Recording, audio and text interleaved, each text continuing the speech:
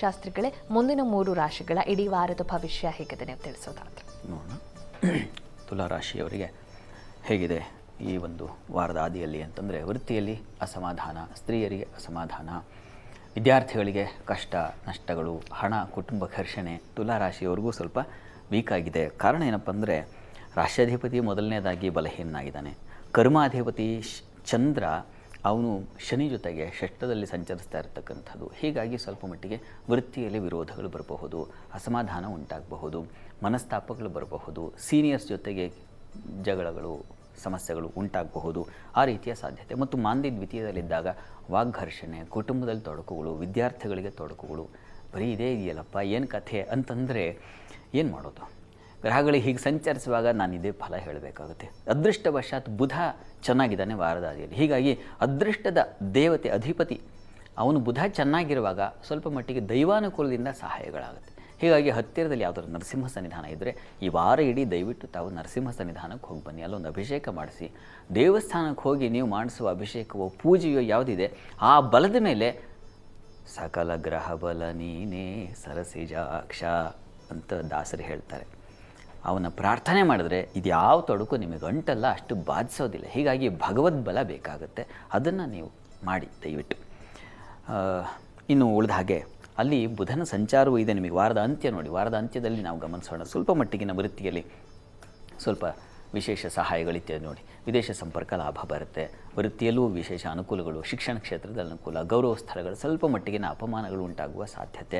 ಆದರೆ ಲಾಭದಾಯಕವಾಗಿದೆ. ಕಾರಣ ಏನಪ್ಪ ಅಂದರೆ, ಲಾಭದಲ್ಲೂ ಸಂಚರಿಸ್ತಾನೆ ಮಾಂದಿ, ಮತ್ತು ಚಂದ್ರನ ಸಂಚಾರವೂ ಸ್ವಲ್ಪ ಮಟ್ಟಿಗೆ ಉಚ್ಚಸ್ಥಾನಕ್ಕೆ ಸಂಚರಿಸ್ತಾನೆ ಅವನು. ಮತ್ತು ಬುಧ ಕರ್ಮಸ್ಥಾನಕ್ಕೆ ಬಂದಾಗ ಬೌದ್ಧಿಕ ಕೌಶಲ್ಯ ಅಂತೀವಲ್ಲ, ರವಿ ಅಲ್ಲಿ ಬುಧೇನ ನಿಪುಣಂ ಧೀಕೀರ್ತಿ ಸೌಖ್ಯಾನ್ವಿತಂ ಅಂತ ರವಿ ಇರುವಾಗ, ರವಿ ಬುಧ ಸೇರಿದಾಗ ನೈಪುಣ್ಯತೆ ಬರುತ್ತೆ. ವೈದ್ಯಕೀಯ ಕ್ಷೇತ್ರಗಳಲ್ಲಿ ಕೆಲಸ ಮಾಡೋರಿಗೆಲ್ಲ ತುಂಬ ಚೆನ್ನಾಗಿರ್ತದೆ.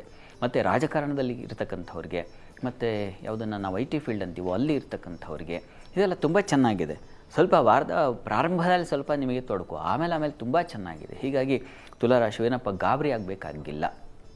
ಮುಖ್ಯವಾಗಿ ರಾಶ್ಯಾಧಿಪತಿ ಬಲಹೀನ. ಹೀಗಾಗಿ ಸ್ವಲ್ಪ ಮಟ್ಟಿಗೆ ಆರೋಗ್ಯ ವಿಚಾರದಲ್ಲಿ ಬಹಳ ಎಚ್ಚರಿಕೆ ಇರಲಿ. ನಿಮ್ಮ ಸೌಖ್ಯ, ದೇಹ ಸೌಖ್ಯ, ಅವನು ಕಾಂತ ವಪುಹು ಅಂತ ಹೇಳ್ತೆ ಶುಕ್ರನಿಗೆ. ಆ ಕಾಂತಿಯನ್ನು ಕಳ್ಕೊಂಡ್ಬಿಡೋ ಸಾಧ್ಯತೆ ಇರುತ್ತೆ. ಕಾರಣ ಶುಕ್ರ ಬಲಹೀನನಾದಾಗ ಆ ಮುಖಕಾಂತಿ ಅಂತೀವಲ್ಲ ಅದು ಕಳೆದು ಹೋಗುತ್ತೆ.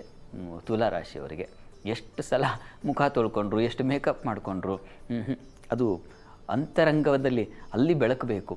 ಆಗ ಮುಖ ಬೆಳಕಾಗುತ್ತೆ, ಗ್ಲೋ ಬರುತ್ತೆ. ಅದು ಇನ್ನೊಂದು 1 ತಿಂಗಳು ಕಾಯಬೇಕಾಗುತ್ತೆ. ಹೀಗಾಗಿ ಮಹಾಲಕ್ಷ್ಮಿಗೆ ಪ್ರತಿ ಶುಕ್ರವಾರ ಪೂಜೆ, ಅಭಿಷೇಕ ಇತ್ಯಾದಿಗಳನ್ನು ಮಾಡಿ, ಅದು ನಿಮಗೆ ಅನುಕೂಲ ಆಗುತ್ತೆ. ಈಶ್ವರನಿಗೆ ರುದ್ರಾಭಿಷೇಕ ಮಾಡಿಸಿ, ಮತ್ತು ನಾನಾಗಲೇ ಹೇಳಿದ ಹಾಗೆ ನರಸಿಂಹ ಸನ್ನಿಧಾನಕ್ಕೆ ಹೋಗಿ ಬನ್ನಿ. ಅದರ ಬಲದಿಂದಾಗಿ ಇನ್ನೂ ಹೆಚ್ಚಿನ ಅನುಕೂಲ ಕಾಣ್ತೀರ. ಮತ್ತು ಶಿವಕೇಶವರ ಆರಾಧನೆ ಇದು ಬಹಳ ಒಳ್ಳೆಯದು. ಇನ್ನು ವೃಶ್ಚಿಕಕ್ಕೆ ಹೋಗೋಣ. ವೃಶ್ಚಿಕ ರಾಶಿಯವರಿಗೆ ವೃತ್ತಿಯಲ್ಲಿ ಅನುಕೂಲ ಕಾಣ್ತೀರಾ. ಆರೋಗ್ಯದಲ್ಲಿ ಸ್ವಲ್ಪ ವ್ಯತ್ಯಾಸ ಇದೆ, ಅದನ್ನು ಸೂಚಿಸ್ತಾ ಇದೆ. ಮಕ್ಕಳಿಂದ ಮನಸ್ತಾಪಗಳು ಬರಬಹುದು. ಸರ್ಕಾರಿ ಕ್ಷೇತ್ರಗಳಲ್ಲಿ ಲಾಭ ಇದೆ.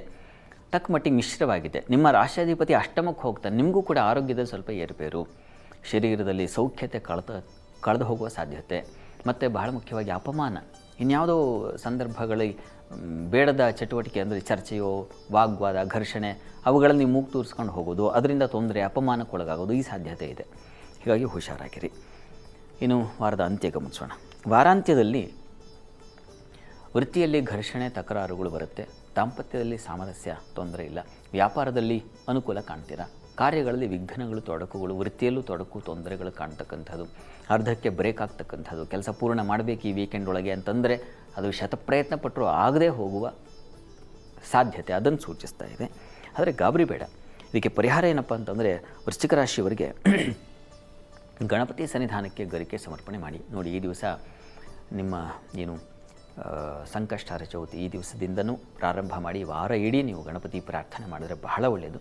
ಸುಬ್ರಹ್ಮಣ್ಯ ಕವಚವನ್ನೂ ಹೇಳ್ಕೊಳ್ಳಿ ಇದ್ರ ಜೊತೆಗೆ ವೃಶ್ಚಿಕ. ಯಾಕಂದರೆ ರಾಶ್ಯಾಧಿಪತಿ ಅಷ್ಟಮಕ್ಕೆ ಹೋದಾಗ ಆರೋಗ್ಯ ವ್ಯತ್ಯಾಸ ಆಗಿಬಿಡುತ್ತೆ. ಹೀಗಾಗಿ ಸುಬ್ರಹ್ಮಣ್ಯ ಪ್ರಾರ್ಥನೆ, ಸುಬ್ರಹ್ಮಣ್ಯ ಕವಚ ಹೇಳ್ಕೊಳ್ಳೋದು, ಗಣಪತಿ ಗರಿಕೆ ಸಮರ್ಪಣೆ ಮಾಡೋದು, ಇದನ್ನು ಮಾಡಿ.